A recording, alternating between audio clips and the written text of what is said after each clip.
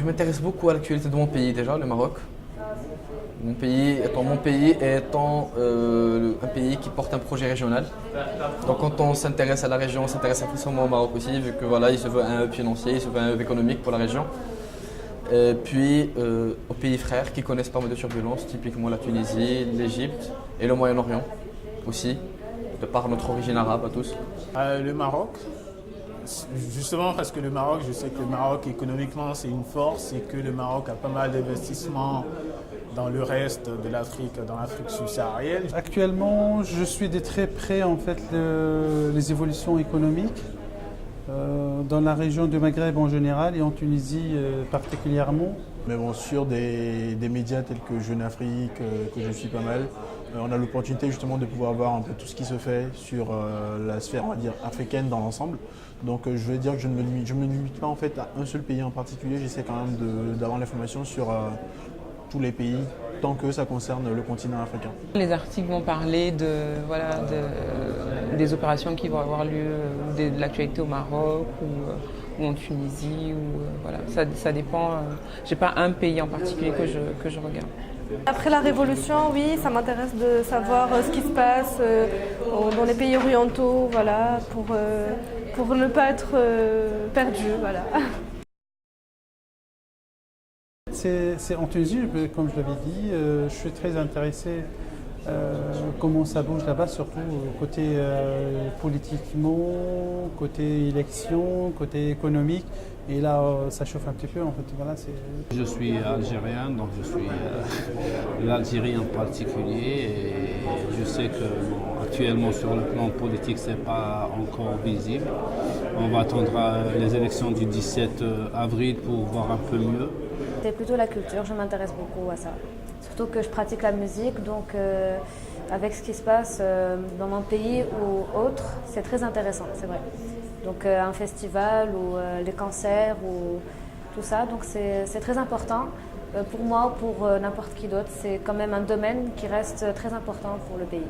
Après, je m'intéresse beaucoup à la politique de la région, vu que bien sûr on connaît pas mal de turbulences, donc on se doit de connaître ce qui se passe chez nous.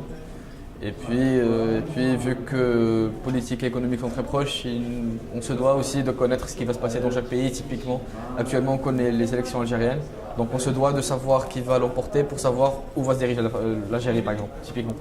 Les élections sont toujours importantes parce que ça a encore un impact immédiat sur tout ce qui est économique, etc. Récemment, il y avait les élections en Turquie et le lendemain, il y avait la lire turque qui reprenait un peu sa jeunesse, qui retrouvait sa valeur normale. Donc c'est toujours intéressant de suivre ça.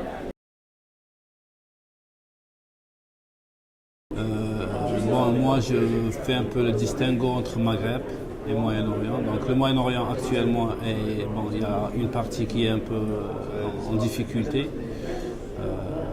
Tout le monde entend parler de la Syrie et toute la partie, tous les pays avoisinants. Donc c'est une situation un peu délicate et je dirais spéciale. Pour ce qui est du Maghreb, je pense que c'est des pays en voie de développement et qui ont un potentiel énorme. Politiquement, évidemment, il y a eu le printemps arabe, donc je sais que ça a été pas mal bouleversé et que maintenant, il y a le calme. Je vais dire, il y a des élections qui s'organisent dans la majorité des pays, ça s'est calmé et je sais qu'économiquement, ça bouge beaucoup. La situation politique de ces pays est aujourd'hui très influencé par l'activité économique, d'où des investissements de ces pays envers des pays africains ou des pays européens. Récemment, la France qui a reçu pour les banlieues 50 millions de dollars ou d'euros, je pense. Et ça a un impact assez considérable sur la situation et pourquoi pas sur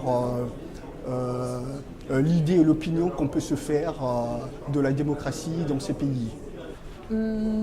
À propos de l'Afrique du Nord, puisque je me sens un peu concernée vu que je suis d'origine marocaine, pour moi le Maroc est en cours de développement et très, très bon développement, on va dire. Tout ce qui est touristique, etc. Quand j'y vais, vu que j'y vais une fois par an au minimum, je remarque qu'il y a beaucoup de changements à ce niveau-là et c'est assez flagrant.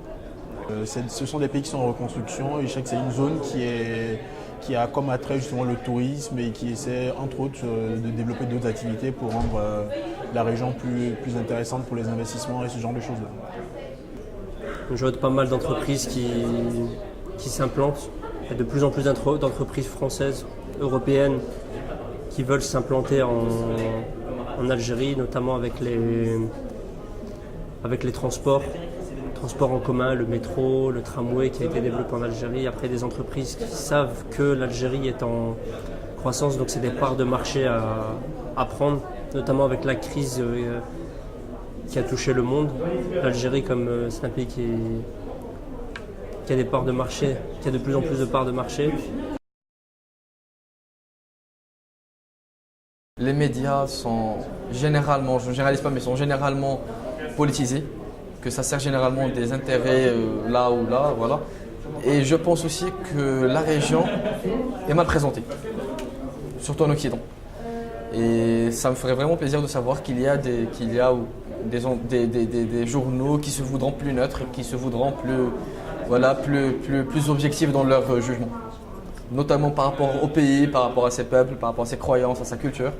Donc voilà, ça me réjouit de savoir qu'il y a un projet en ce sens. La région MENA, c'est une région qui attire plein de monde. C'est l'une des seules régions du monde qui a une croissance à vitesse X. Et aussi bien l'investisseur dans le Golfe ou le Maghreb, il y a du marché, il y a de la croissance, il y a du potentiel surtout. Et donc certainement c'est une région qui attire les investisseurs, qui arrivent les politiciens par conséquent. Et donc c'est toujours intéressant de suivre l'actualité de telle région. Et je me pose des questions auxquelles je n'aurai certainement pas de réponse, mais on attend des sites, des journaux comme les vôtres, des commentaires assez neutres, représentatifs de toutes les tendances politiques de ces pays.